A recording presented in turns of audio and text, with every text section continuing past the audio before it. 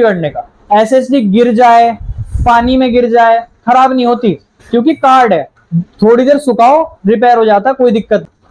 हम सीखने वाले हैं कंप्यूटर की थोड़ी सी हार्डवेयर क्लास हम सीखने वाले हैं, जिसके बारे में आज आप काफी दिन से सुनते आ रहे थे, वही क्लास आज हम स्टार्ट कर रहे हैं यहाँ पर, है ना। क्योंकि कंप्यूटर को वैसे आप जब सॉफ्टवेयर से रिलेटेड चीजें करते हो तो उनको तो समझना काफी आसान है, क्योंकि आप फोन जैसे यूज करते हो, कॉलिंग करना, व्हाट्सएप चलाना, इंस्टाग्राम चलाना, तो ये सारी चीजें बहुत ईजी हैं। बट लेकिन आज हम उसके थोड़े से इंटरनली पार्ट के बारे में सीखेंगे और समझेंगे कि सीपीयू के जो कनेक्शन होते हैं वो किस तरीके से होते हैं। सो वेलकम दोस्तों, शौर्य कंप्यूटर्स में मैं हूं शौर्य, और आज आप सीखने वाले हैं कंप्यूटर की एक बेसिक हार्डवेयर क्लास। तो यहाँ पर अब सबसे पहले बात कर लेते हैं हम सीपीयू के बारे में। जैसे अब तक हम इस वाले पूरे बॉक्स को सीपीयू कहते हुए आ रहे थे, क्या ये सच में सीपीयू है, सेंट्रल प्रोसेसिंग यूनिट? नहीं दोस्तों, ये सिर्फ एक बॉक्स है, और बॉक्स के अंदर जो ये वाला पूरा कंपोनेंट लगा हुआ होता है इसे ही कहा जाता है सीपीयू, यानी सेंट्रल प्रोसेसिंग यूनिट। क्या कहते हैं? सेंट्रल प्रोसेसिंग यूनिट, क्योंकि ये इसका सेंट्रल पॉइंट है, यानी इसका पूरा एक तरीके से कहा जाए हार्ट है, और ये सेंट्रल प्रोसेसिंग यूनिट है, यानी सारे कंपोनेंट जो हैं वो इसी में आकर अटैच होते हैं, इसी की मदद से आपको सारी चीजें दिखाई देती हैं। तो अब एक एक करके हम इन चीजों के बारे में समझेंगे। तो देखिए दोस्तों, सीपीयू सीपीयू देखिए यहाँ पर ये बॉक्स नहीं है, इस बोर्ड में जो बोर्ड आपको दिख रहा है, इस बोर्ड के अंदर ऊपर एक फैन आपको दिखाई देगा। इस फैन के अंदर जो चिप है ना एक, उस चिप का नाम ही है सीपीयू, और सीपीयू की फुल फॉर्म है सेंट्रल प्रोसेसिंग यूनिट। अब यहाँ पर अगर आप पहले वाली इमेज देखोगे, इस इमेज के अंदर आप देखिए यहाँ पर ना इसके कंप्यूटर के कुछ पार्ट्स आपको दिखाई देंगे, दिख रहे हैं जी आपको यहाँ पर? देखिए पीछे इसमें एक कनेक्शंस हैं, इन कनेक्शंस का क्या यूज होता है, और ये जस्ट इस सीपीयू में मैं आपको दिखा रहा हूं। यहाँ पर देखिए सबसे ऊपर वाला जो पोर्ट आपको दिख रहा है ये वाला, इसे कहते हैं पावर पोर्ट, यानी अगर आप कंप्यूटर के अंदर सप्लाई देना चाहते हो तो वो आप इस पावर पोर्ट की मदद से दोगे। तो इसका क्या नाम है? पावर पोर्ट, क्योंकि ये पावर के लिए है। तो ये जिस चीज में कनेक्ट हो रहा है इसे कहते हैं एसएमपीएस। एसएमपीएस की फुल फॉर्म होती है स्विच मोड पावर सप्लायर। आगे वाली इमेज में वो चीज आपको प्रॉपर देखने के लिए भी मिल जाएगी। अच्छा, तो यहाँ जस्ट अगर आप इसके नीचे देखोगे तो आपको देखिए यहाँ पर पर्पल कलर में और ग्रीन कलर में दो पॉइंट दिखेंगे, देखिए ये, इन्हें कहते हैं PS2 पोर्ट। इनका क्या काम होता है? पहले जो कीबोर्ड माउस आते थे वो उनके कनेक्टर थे, ये उनके कनेक्टर थे, मतलब जो आपको ये पर्पल वाला दिख रहा है इसमें ओनली कीबोर्ड ही कनेक्ट होगा, और जो ये ग्रीन कलर वाला दिख रहा है इसके अंदर ओनली माउस ही कनेक्ट होगा। लेकिन आज की डेट में ये बंद हो चुके हैं, क्योंकि इनमें क्या था, इनके अंदर पिन्स होती थी, वो पिन्स मुड़ने की वजह से खराब हो जाते थे। तो अब क्या है, यूएसबी वाले पॉइंट चलने लगे, जो यूएसबी वाले सब होते हैं ना, जो हमारी पेन ड्राइव जैसे होती है, या हमारे मोबाइल का डेटा केबल चार्जिंग वाला होता है, तो ऐसे वाले चार्जिंग पोर्ट चलने लगे हैं जिससे हमारे माउस और कीबोर्ड ऑपरेट हो जाते हैं। तो ये होते हैं PS पोर्ट। उसके बाद जो नीचे वाला आपको जस्ट इसमें एक कनेक्टर दिख रहा है, ये एक्स्ट्रा डिवाइसेस को कनेक्ट करने के लिए होता है। ये जो कनेक्टर है ये एक्स्ट्रा डिवाइस को कनेक्ट करने के लिए होता है। इसके जस्ट जो नीचे वाला पोर्ट आपको दिख रहा है, ये वाला देखिए यहाँ पर, इसे कहते हैं VGA पोर्ट। VGA की फुल फॉर्म होती है वीडियो ग्राफिक एरा, मतलब इस पोर्ट की मदद से ही आपको डिस्प्ले देखने के लिए मिलती है। जो आपके सब कंप्यूटर आप चलाते हो, कंप्यूटर के अंदर जो डिस्प्ले आती है वो सारी इस VGA पोर्ट की मदद से ही आती है। अगर कभी डिस्प्ले पे ज्यादा झिलमिल आ रही है, डिस्प्ले बार बार फ्लक्चुएट कर रही है चलने में, तो इसका मतलब ये होता है कि हमारे कंप्यूटर के अंदर जो VGA केबल है जो इससे कनेक्ट है, यानी कि वो खराब है। तो अगर हम इसके केबल को बदल लेते हैं तो वो प्रॉब्लम हमारी सॉल्व भी हो जाती है। थोड़ा सा और नीचे देखेंगे, इसके नीचे जो आपको ये वाले पोर्ट दिख रहे हैं, मैं दोबारा बता देता हूं, पावर पोर्ट हो गया, PS2 पोर्ट हो गया, एक्स्ट्रा डिवाइस कनेक्ट पोर्ट हो गया, VGA पोर्ट हो गया, और VGA के जस्ट नीचे जो आपको दिख रहे हैं इन्हें कहते हैं USB पोर्ट। यानी ये जो चार आपको दिख रहे हैं ना ये वाले, इन चारों में से आप किसी के अंदर भी कीबोर्ड, माउस, पेन ड्राइव या फिर कोई भी एक्स्ट्रा डिवाइस आप कनेक्ट करना चाहो, लाइक डेटा केबल, तो वो आप कनेक्ट कर सकते हैं। थोड़ा सा और नीचे यहाँ पर जो नीचे आपको ये दिख रहे हैं ऑक्स, मतलब ये जो पॉइंट दिख रहे हैं आपको, ये वाली चीज जो दिख रही है, ये किस लिए काम आती है? इसमें जो रेड वाला है, ये जो रेड वाला है, अगर आपको कंप्यूटर के अंदर माइक कनेक्ट करना हो, यानी अगर कंप्यूटर तक अपनी कोई आवाज पहुंचानी हो, सपोज दैट आपने इसमें यूट्यूब चलाया, आपने इसमें गूगल चलाया, तो उसको सुनाने के लिए कि आप कोई चीज में टाइप करना चाहते हो, तो उसके लिए आप माइक यहाँ पर कनेक्ट करोगे। अब आप सोचोगे क्या स्पेशल माइक लाना पड़ेगा? नहीं, आपके पास जो लीड होते हैं ना, उस लीड को ही आप इसमें कनेक्ट करके चला सकते हो, उसके माइक से काम हो जाएगा।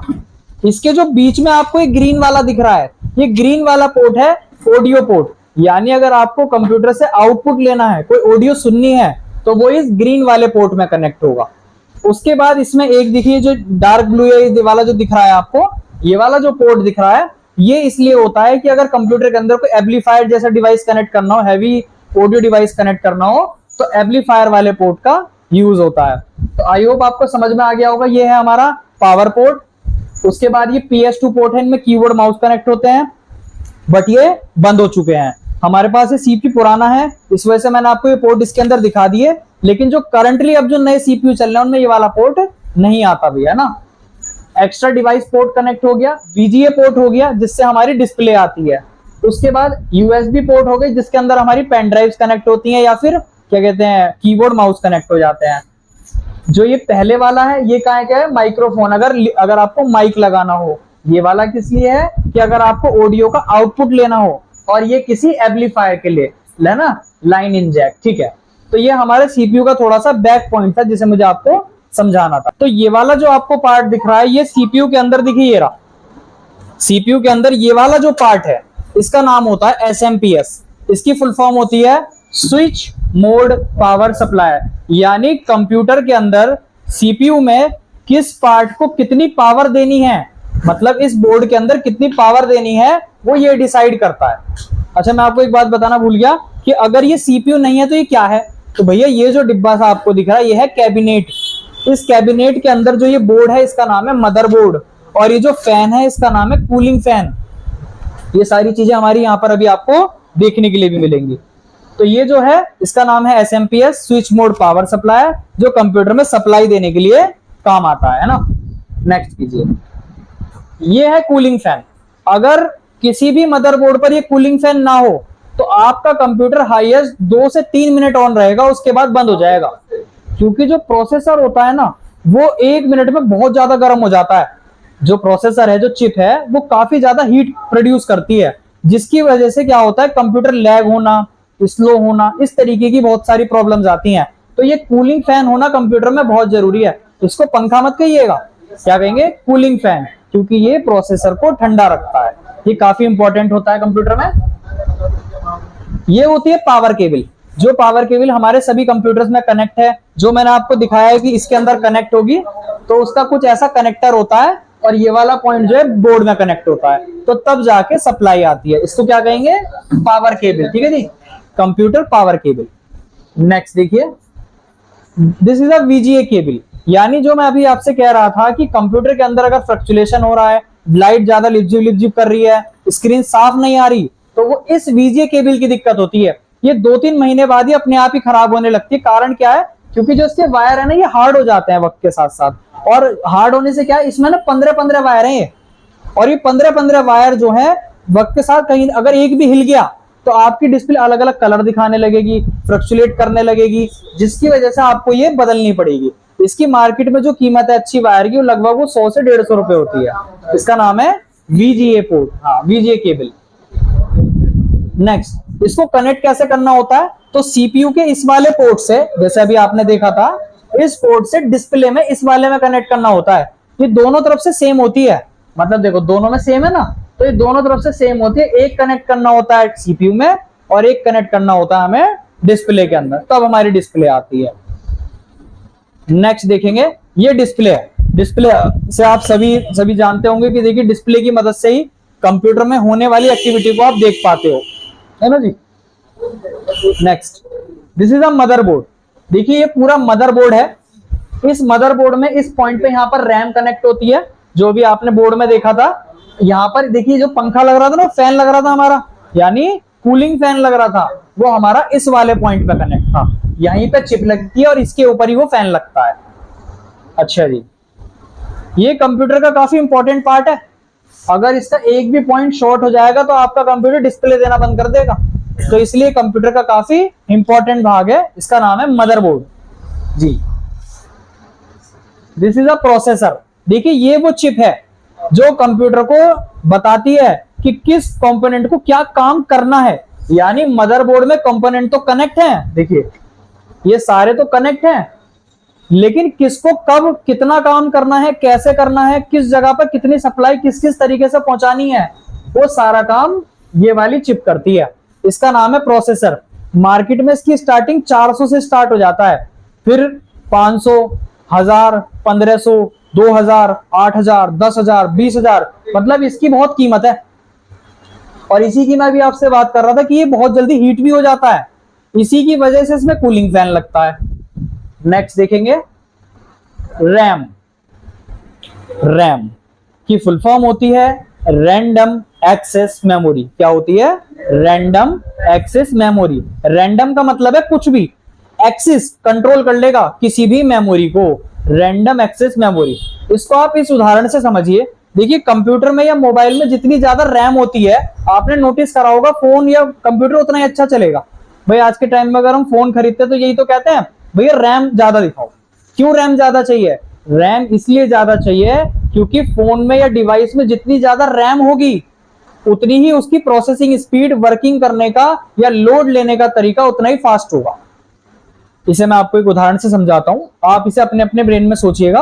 आपने एक बिजनेस शुरू करा और उस बिजनेस में आपने डिसीजन लिया कि भैया मैं ही सामान बनाऊंगा, मैं ही पैकेजिंग करूंगा, मैं ही अकाउंटिंग संभालूंगा और मैं ही बेचने जाऊंगा। तो आप अपने माइंड में सोच सकते हैं कि आप पे कितना लोड होगा। बट इसी जगह पर आपने एक बंदे को रख लिया और उससे कहा कि भाई तू बना, बाकी सारा पैकेजिंग करना, मार्केटिंग संभालना वो मैं करूंगा। तो आप पे कुछ हद तक लोड कम हो गया। आपने एक बंदे को और हायर कर लिया, भैया तू बनाएगा, तू अकाउंटिंग संभालेगा, मैं बेच के आऊंगा और पैकेजिंग सब संभालूंगा। आप पे और लोड कम हो गया। आपने 4 बंदों को रख लिया, एक बना रहा है, एक पैकेजिंग कर रहा है, एक अकाउंटिंग संभाल रहा है और एक बेचने जा रहा है।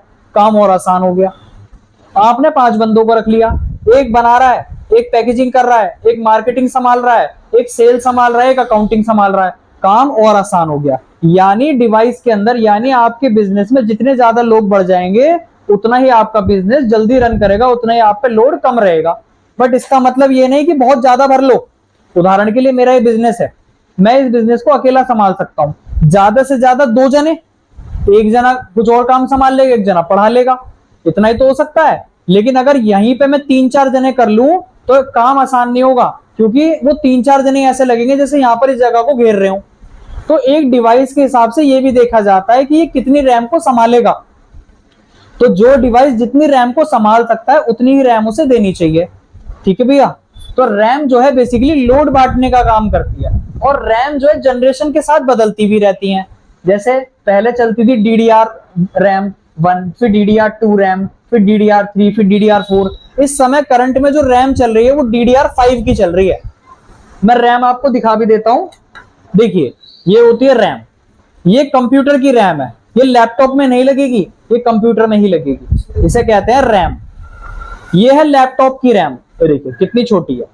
ये लैपटॉप की रैम है और ये कंप्यूटर की रैम है। होने को दोनों ही 2-2 GB की हैं, बट ये लैपटॉप के हिसाब से बनी हुई है, कंप्यूटर के हिसाब से बनी हुई है। जी आ जाइए, समझ में आ रही है आपको रैम? तो देखिए रैम, देखिए सारी लगभग एक जैसी होती हैं, बट आप देखेंगे DDR1, 2, 3, 4 और करंटली जो रैम इस समय चल रही है वो DDR5 चल रही है। नेक्स्ट आएंगे, रैम मदरबोर्ड में कुछ इस तरीके से कनेक्ट होती है। इसमें बीच में इस तरीके से कट होता है, उस कट को हमें मदरबोर्ड में सेट करना होता है। ठीक है भैया? रैम कनेक्ट करने का प्रोसेस। नेक्स्ट आइए, most important topic, hard disk और SSD। हार्ड डिस्क और SSD आज के टाइम में जो चीज मार्केट में सबसे ज्यादा चलती थी ना, उसको पीछे कर दिया है किसने? SSD ने। बट ये है क्या? देखिए आप कंप्यूटर के अंदर विंडो चलाते हैं, अपनी फाइल्स को चलाते हैं, लेकिन आपने कभी सोचा वो सारी चीजें सेव कहां होती हैं? आपको तो लगता है सारी चीजें CPU में सेव हो जाती हैं। नहीं, ये सारी चीजें CPU का एक कंपोनेंट है जिसका नाम है हार्ड डिस्क या SSD। हार्ड डिस्क देखिए कुछ इस तरीके से होती है, मैं आपको दिखा दूं। ये कंप्यूटर की हार्ड डिस्क है। HDD का मतलब है हार्ड डिस्क ड्राइव, यानी ये हार्ड है, इसके अंदर एक डिस्क है। अगर मैं ढक्कन हटा दूं तो इसके अंदर इस तरीके की कैसेट है जो घूमती है और डेटा को रिकॉर्ड करती है। ये काफी ज्यादा भारी होती है। आप देखिए आगे आगे दिखाते चले जाइएगा पीछे।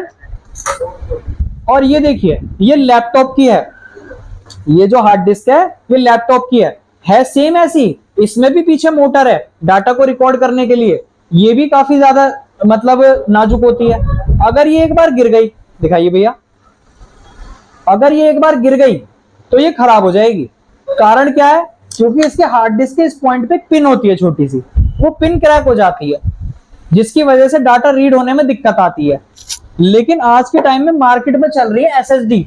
आप देखो एसएसडी मात्र एक चिप है, जैसे आपको ये दिख रही है ना, मेरी रैम दिख रही है, रैम बिल्कुल ऐसे ही सेम, बिल्कुल ऐसे ही सेम, इतनी ही चिप लगी हुई, इतना ही डाटा लगा हुआ, एक इस तरीके से कार्ड तैयार कर दिया गया है जिसका नाम रख दिया गया है एसएसडी, यानी सॉलिड स्टेट ड्राइव। ये काफी हल्की होती है, जितनी ये रैम हल्की है ना, इतनी ही हल्की ये होती है। और इसमें आप डेटा को जब ऐड करते हो तो उसकी प्रोसेसिंग स्पीड, काम करने का तरीका बहुत ज्यादा फास्ट होता है। आप ये लगा लो, इस हार्ड डिस्क से ये जो एसएसडी है इनटू 10 टाइम फास्ट होती है। मतलब अगर आप कभी भी कोई कंप्यूटर लैपटॉप खरीद रहे हो तो I recommend you use SSD computer और लैपटॉप, क्योंकि एसएसडी कंप्यूटर लैपटॉप बहुत तेज काम करते हैं, बहुत ज्यादा फास्ट काम करते हैं। ठीक है जी, आप मुझे बताइए अगर कोई कंप्यूटर लैपटॉप खरीद रहे हैं तो आप कौन सा लेना ज्यादा पसंद करेंगे, एसएसडी वाला या हार्ड डिस्क वाला? एसएसडी की फुल फॉर्म है सॉलिड स्टेट ड्राइव, मतलब सॉलिड है। देखो भाई, को रुई जैसी तो है ही नहीं, सॉलिड है लेकिन स्टेट है, कुछ नहीं घूमना इसके अंदर। ड्राइव है मतलब डाटा को रिकॉर्ड करती है, सॉलिड स्टेट है जी। ये हार्ड डिस्क है, ये हार्ड डिस्क है, ये एसएसडी नहीं है, ये हार्ड डिस्क है, ये लैपटॉप की है। लेकिन एसएसडी भी इतनी बड़ी होती है बट बिल्कुल प्लास्टिक में हल्की होती है। अच्छा जी, हाँ, नहीं कुछ नहीं बिगड़ने का। एसएसडी गिर जाए, पानी में गिर जाए, खराब नहीं होती, क्योंकि कार्ड है, थोड़ी देर सुखाओ रिपेयर हो जाता है, कोई दिक्कत नहीं आती, बहुत बढ़िया चलती है, बहुत बढ़िया काम करती है। आप जितने भी सिस्टम आज तक चला रहे हो ये वाले, आपको ना बहुत जल्दी एक्सेस मिल जाता है, आप आराम से इसे ऑपरेट कर लेते हो, सब चीजें चला लेते हो। क्यों? क्योंकि हमारे सभी सिस्टम के अंदर एसएसडी पड़ी है, और एसएसडी सस्ती भी नहीं होती। अगर हार्ड डिस्क 500 रुपए की मिल रही है ना, तो एसएसडी लगभग 2000 की मिलेगी। हाँ, महंगी मिलती है, और आज के टाइम में इनके रेट बहुत ज्यादा हैं जी। आगे बढ़ते हैं। देखिए ये हार्ड डिस्क है, हार्ड डिस्क जो डेटा रिकॉर्ड करने का काम करती है, कैसेट है, इसमें पिन लगी हुई होती है जैसे आप देख रहे हैं ना। और एसएसडी क्या है? एसएसडी सेम इतनी ही रहेगी, छोटी हो जाएगी और पर इससे बड़ी नहीं होने की जितनी आपको दिख रही है, यानी इतना ही बड़ा साइज रहता है इसका, जितनी बड़ी है इतना ही बड़ा साइज रहता है। और उसे आप चाहे डेस्कटॉप में यानी कंप्यूटर में लगा लो, चाहे लैपटॉप में लगा लो, वो आपकी इच्छा है, वो सब में वैसी काम करती है। अच्छा जी, और देख लेते हैं और क्या क्या पार्ट्स हैं हमारे पास। स्पीकर, भाई स्पीकर कंप्यूटर का एक आउट पार्ट है, मतलब जो आउटपुट देता है। अगर कंप्यूटर में आपने कोई गाने या कोई चीज चलाई है, उसे सुनने के लिए आपको स्पीकर की जरूरत होती है ना। माउस, आपको पता है माउस एक इनपुट डिवाइस है। इनपुट डिवाइस क्या है? क्योंकि आप इससे एक्सेस दोगे तो कंप्यूटर में एक्टिविटी होगी, that is called input device. Keyboard एक इनपुट डिवाइस है, क्योंकि आप कीबोर्ड से कुछ लिखोगे तो वो कंप्यूटर में टाइप होगा, बाहर कुछ नहीं आने का, कंप्यूटर में काम होता है, तो ये भी एक इनपुट डिवाइस है। देखिए कंप्यूटर के कंपोनेंट तो बहुत सारे हैं। आज आपने सीपीयू के बारे में जाना, मदरबोर्ड के बारे में जाना, रैम के बारे में, हार्ड डिस्क के बारे में, मॉनिटर के बारे में, माउस के बारे में, माइक के बारे में आपने जाना, ठीक है जी। यूएसबी पोर्ट के बारे में आज आपने जाना, इसके अलावा हार्ड डिस्क के बारे में आपने जाना, सॉलिड स्टेट ड्राइव के बारे में आज आपने जाना। जीपीयू अभी आपका टॉपिक नहीं है। कीबोर्ड हो गया, स्पीकर हो गया, कैमरे हो गए, इस तरीके कंप्यूटर के बहुत सारे पार्ट्स होते हैं जिनकी मदद से कंप्यूटर लैपटॉप हमारे वर्क करते हैं जी। कंप्यूटर में सबसे मेन पार्ट कौन सा है? देखिए यहां पर 3 चीज आ रही हैं। सबसे पहले input, output, input device, output device, user device. User यानी देखो कंप्यूटर में सबसे पहला तो होता है हमारा सॉफ्टवेयर। क्या होता है? सॉफ्टवेयर। उसके बाद हार्डवेयर और उसके बाद यूजर। यानी अगर एक कंप्यूटर को मुझे चलाना है तो सबसे पहले मुझे हार्डवेयर चाहिए। भाई अगर ये सब कंपोनेंट कंप्यूटर में कनेक्ट होंगे तभी तो कंप्यूटर चलेगा। जब पावर केबल कनेक्ट होगी तभी तो कंप्यूटर ऑपरेट होगा।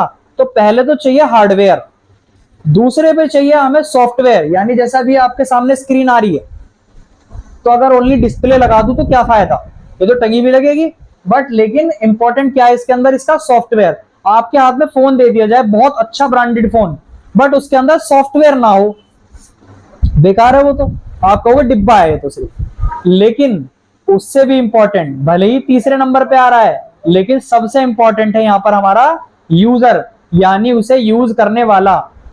मतलब आप पे हार्ड भी हो, डिवाइस भी सारा हो, ऑपरेटिंग सिस्टम भी पड़ा हो, उसे चलाने वाला ना हो तो बेकार है। तो भैया उसमें सबसे इंपॉर्टेंट कौन आ रहा है, हमारा यूजर। तो यूजर है, हार्डवेयर है, और हाँ जी यूज करने वाला यानी यूजर, और उसका ऑपरेटिंग सिस्टम है। ठीक है भैया, तो ये कंप्यूटर के कुछ पार्ट्स हैं। विंडोज होती है, देखिए पहले विंडो 7 चलती थी, फिर विंडो 10, और करंट में विंडो 11 चल रही है। बट विंडो 10 और विंडो 11 का इंटरफेस बिल्कुल सेम जैसा होता है, एक्टिविटी भी मोस्टली सेम होती है। बट अगर सिक्योरिटी को देख के देखा जाए कि अगर आप करंटली वर्किंग कर रहे हो किसी अच्छी कंपनी में कहीं भी, और आप अपने डेटा को सिक्योर रखना चाह रहे हो, विंडो 11 बेस्ट है। कारण क्या है, ये भी हैक हो सकती है, क्योंकि आज के टाइम में माइक्रोसॉफ्ट ने कह दिया है कि भैया हमारी कोई जिम्मेदारी नहीं है, अगर इसमें कोई कमी आती है तो इसका कोई भी बढ़ जाना नहीं देंगे। विंडो 10 का भी कुछ नहीं, विंडो 10 भी बंद होने वाली है अब, इसका कोई अपडेट नहीं आता आज की डेट में, लेकिन अब करंट में विंडो 11 चल रही है। बट ये है कि विंडो 11 और विंडो 10 बिल्कुल सेम एक तरीके से इंटरफेस में काम करती हैं, काफी आसान होती हैं और प्रोफेशनल होती हैं काफी ज्यादा। तो भैया ये थी आज की आपकी हार्डवेयर क्लास। आई होप आपको काफी सारी चीजें इसके अंदर समझ में आई होंगी, कंप्यूटर के पार्ट्स के बारे में पता चला होगा, और आगे इस टॉपिक पे और ज्यादा चर्चा करेंगे। फिलहाल आज के लिए इतना ही, थैंक यू।